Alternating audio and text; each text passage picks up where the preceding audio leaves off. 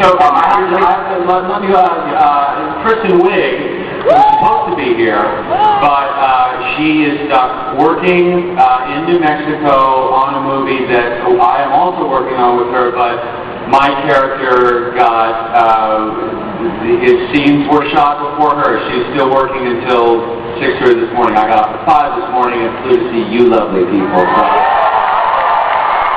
I'm only on an hour of sleep, so let me apologize up front for anything I may say in the future. We'll be fond of any slurring that takes place. Okay, now. So, my opening question. I mean, obviously, people are going to make comparisons to Office Space here. It's a workplace comedy from a different perspective, clearly. Do you view this as kind of a spiritual sequel, as a cousin to Office Space in a way? Yeah, I think it is. I worked in cubicles, actually right here in San Diego.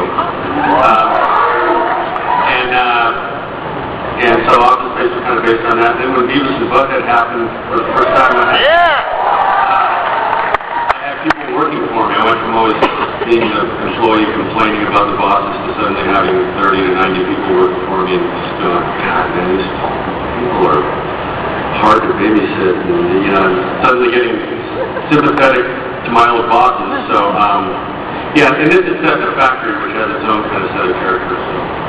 I mean, watching this film and watching some of your earlier films, it appears to me, in particular in this film, the actors are exceptional, but you're playing characters that are either not too bright or making horribly poor judgments. I'm wondering, like, what this says about your view of the human race, because this is kind of a recurring theme in some of your work, I feel like. Idiocy or... Oh, thank you. When someone complains about, like, how women are portrayed or something I usually tell them that everybody's portrayed poorly and it's better than it is. Kind of across the board. But at the same time, I'd like to think that it's kind of no more than you just make fun of your friends or, Well, this wouldn't be a Hall H presentation if we weren't showing some exclusive new scenes. So we're going to get right to it, okay? All right. We've got a few scenes here. First up, we're going to take a look at Mr. character here. Okay, let me try to put this in context. Thank you.